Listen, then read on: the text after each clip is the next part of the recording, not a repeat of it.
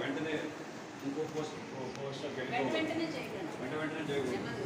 So నారాయణాయ నమః అన్నట్టు కాసేపు వెయిట్ చేయండి. తర్వాత ఓం మాధవాయ నమః, ఓం గోవిందాయ నమః, ఓం విష్ణవే నమః, ఓం మధుసూదనాయ నమః,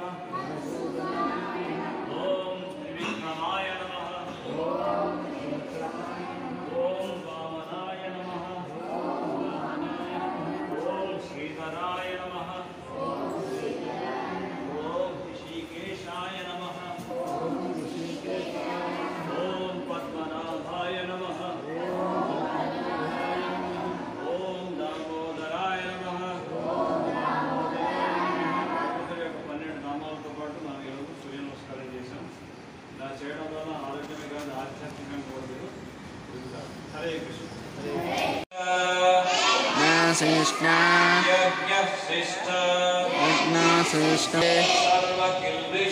सर्वकिल्बिषै मुह्यते इदं पापं यस्पृशन्ति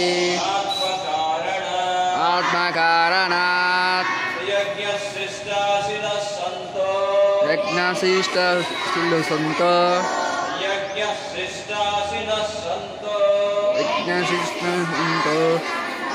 मुच्यन्ते सर्वकिल्बिषै मुच्यन्ते सर्वकिल्बिषै मुच्यते हि अगं पापं यः प्रच्छन्ति आत्मकारणात्.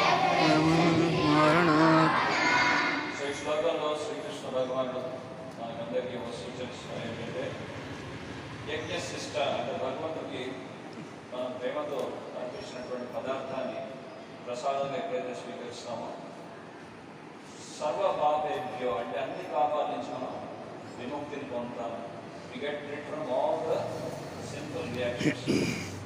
కానీ భోజ్యతే ఏకం పాపం, మనం కనుక భగవంతుడికి అర్పించకుండా ఏ పదార్థాన్ని మనం తిన్నట్లయితే అది పాపాన్ని భక్షించినట్టే అని చెప్పి మనకి భగవద్గీత బోధిస్తుంది. అందుకే నిన్న ఫస్ట్ డేనే మీకు అందరికి చెప్తున్నాం, రిపీటెడ్గా పూజ చేసే ప్రతి పదార్థాన్ని భగవంతుడికి సమర్పించి భగవంతుడి యొక్క ప్రసాదాన్ని స్వీకరించాలి. సో ఇక్కడ మనం భక్తిలో నేర్చుకోవాల్సినటువంటి 4 విషయాలు ఉంటాయి. ఏ అనండి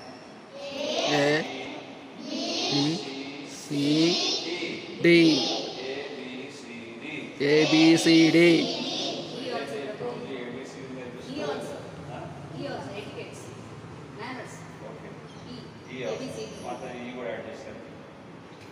సో ఏ అంటే నోట్ చేసుకోండి, association of devotees. A association of devotees. Spelling చెప్పాలా?